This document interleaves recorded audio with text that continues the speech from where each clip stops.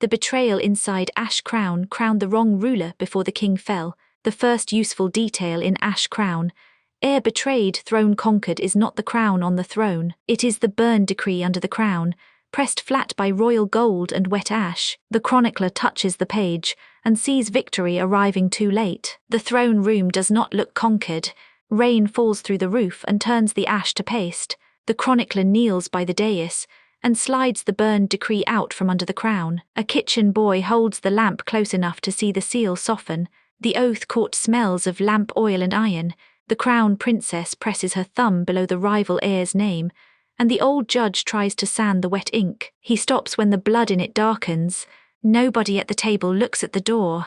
The date on the decree is 3 hours before the siege bell. The royal household crossed the river, while the city still believed the gates would hold. The chronicler reads the line once without sound.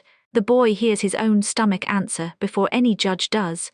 Outside, loyal banners still hang from the balcony. Inside, the page removes their protection with one line. A house that sent sons to the wall becomes a rebel house before sunset. The soldiers do not know it yet. Their mothers still think the law is on their side. The order keeps grain for continuity of blood. On the floor below it, ration bowls are stacked like skullcaps. The boy reaches for one, then pulls his hand back because the crown touches the paper. Law still scares him, even here. The princess does not plead. She keeps her burned wrist flat on the table, while the judge warms the seal. When the wax drops, her hand does not move. That is what frightens the judge, not guilt but practice. From there, the chronicler could hide the page and let the heir have a clean victory. Instead, he carries it toward the broken windows. Wet ash clings to the gold like black flour. The first accusation in the room is lifted before it is spoken. The claimant is not in the room. His empty chair is enough. The oath gives him authority to protect the bloodline, and the word protect lands like a blade wrapped in silk. Every person present understands the trick, but the seal lands versant. A guard corpse lies with one hand under the throne step. The fingers are curled around a splinter from the grain door, not a sword-high LT. That small piece of wood does more damage than a battle map. It says the first fight was over food. One clerk tries to leave a gap in the copy. The princess notices. She takes the pen from him and fills the space herself, slow enough for the witnesses to watch. After that, the clerk writes smaller. The kitchen boy asks whether the crown is cursed. The chronicler almost says no. Then the wax on the decree dents under his thumb, soft as if the seal has just been pressed. The room has cooled, but the order has not. By dawn, the court has made betrayal portable. It can be carried to a gate, a granary, a treasury, and still call itself law. The judge shuts the book with both hands. A smear of blood crosses the royal crescent. The next room does not widen the legend. It narrows the blame until one hand, one order, and one cost can be seen together. At the river granary, the lie becomes wheels and weather. The guard captain turns the locked grain measure upside down in front of the ration line. Nothing falls out.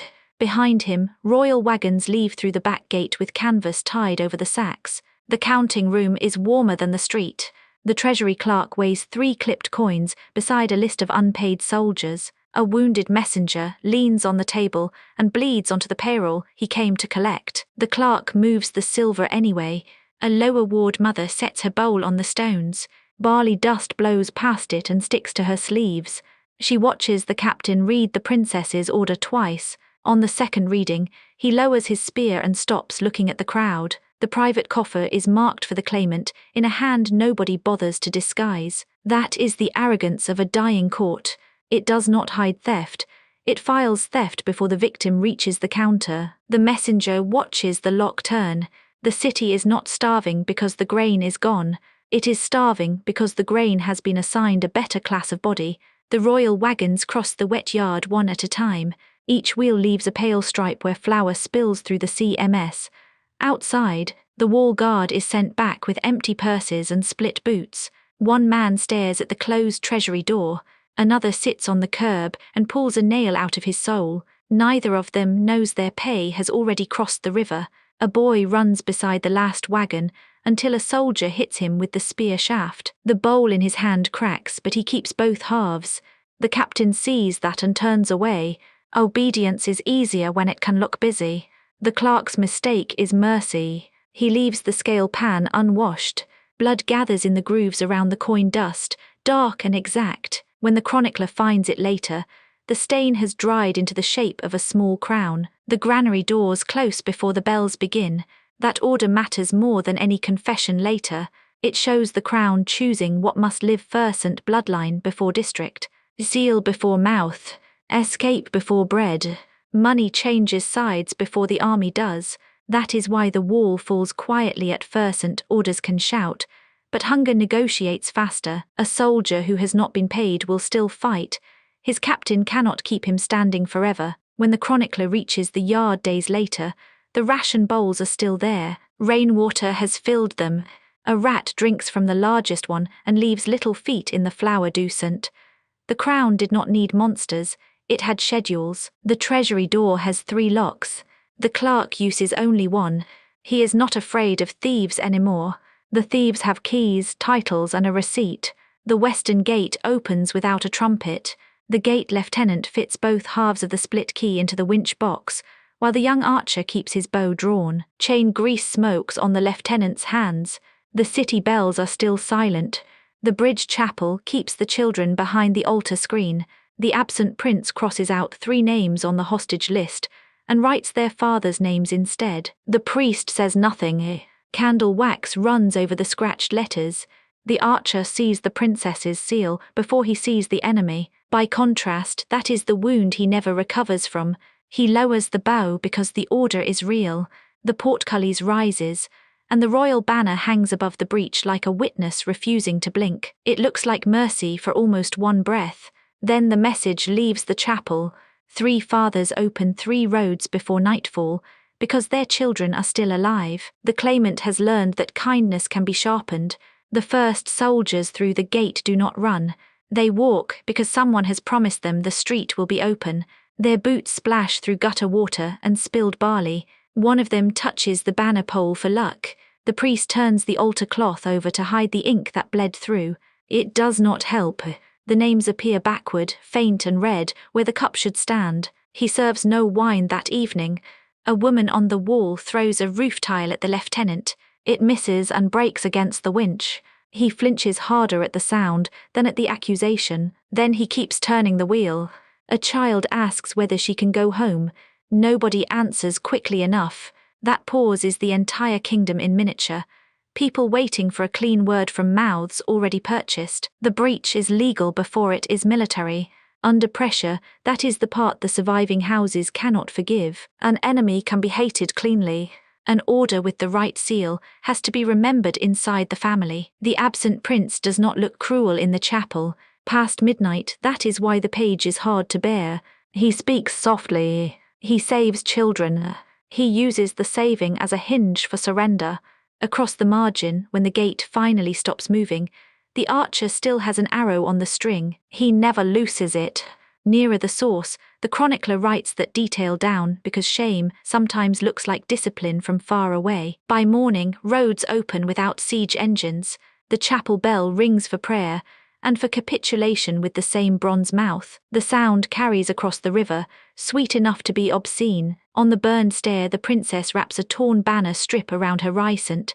The cloth sticks to the wound. A surviving handmaid holds the last message in both hands and waits for permission to breathe. The returning heir reaches the empty throne room after the fires have thinned. He carries the crown with both hands and places it on the seat instead of on his head. Behind that, the chronicler stands close enough to hear ash fall from the rafters. The princess tells her to carry 1 page and burn the recent. That sounds like confession until the handmaid sees which page survives. It names enough guilt to make history honest, but not enough to save the people still trapped below. No choir answers him. No court rises. No enemy remains grand enough to blame.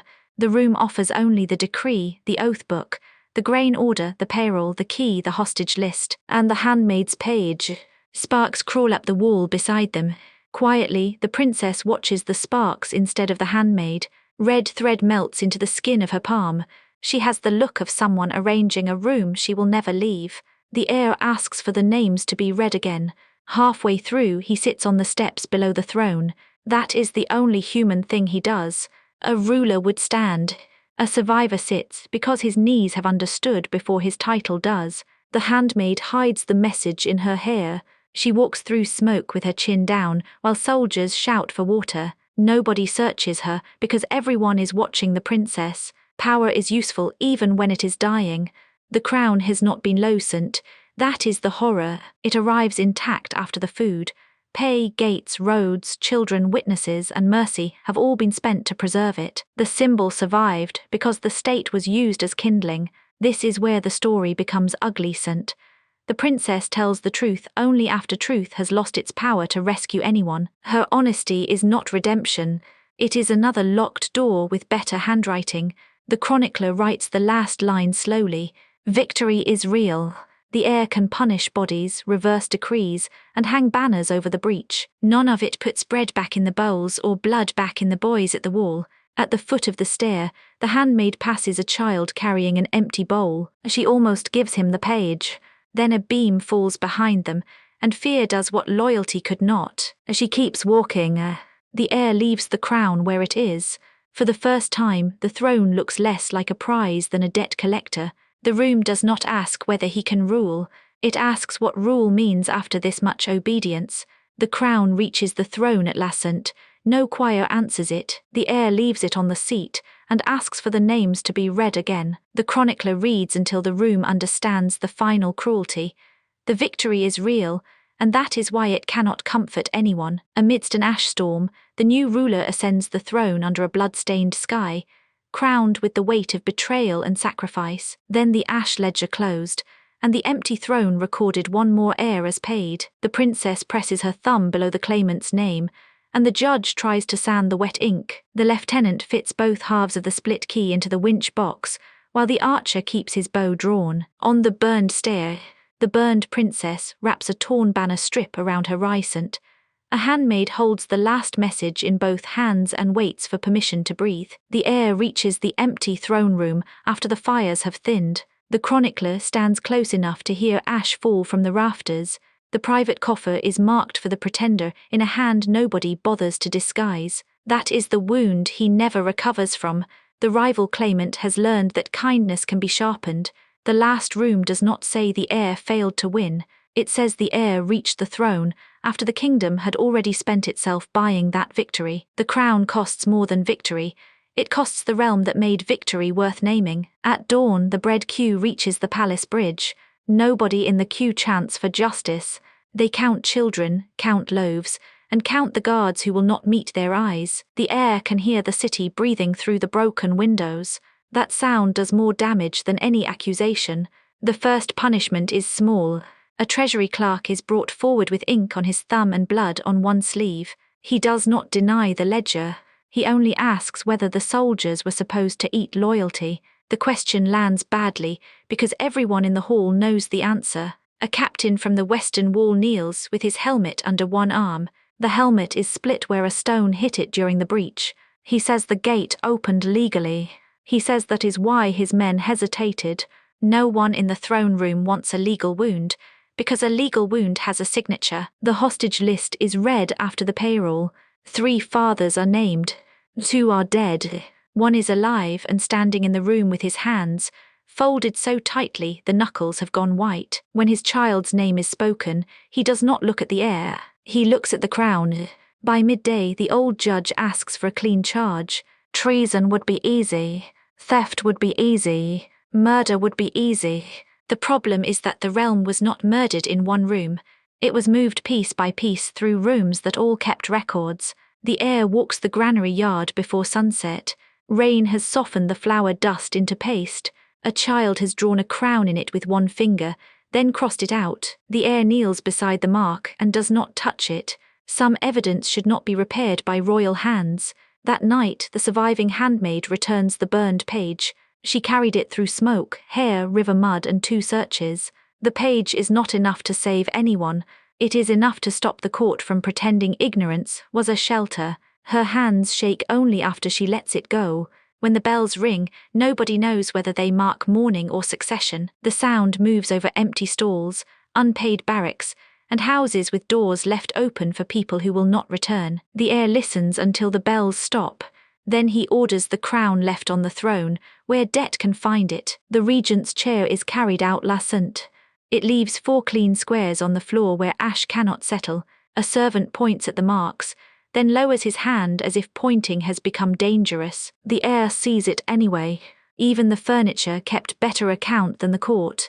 Before midnight, the wall captain brings in the split key. One half is black with grease, the other bright where nervous fingers rubbed it clean. He lays both pieces on the table and steps back. The key does not accuse anyone. It only proves how many loyal hands were needed. The old judge asks whether mercy should be recorded.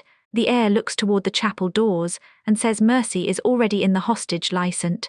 It kept children alive so fathers would open roads. Nobody writes that sentence down quickly. Some truths resist becoming neat enough for ink. In the morning, the city begins using the palace steps as a notice board. Missing names go up first, then debts, then accusations written by people who no longer care whether the handwriting can be traced. The crown remains inside, untouched, while the kingdom finally speaks around it. The kitchen boy returns the lamp to the throne room, because no one told him where else light belongs now. He sets it beside the crown and backs away. The flame is small, ordinary, and badly trimmed. It makes the jewels look less like glory than glass. By dawn, the crown cannot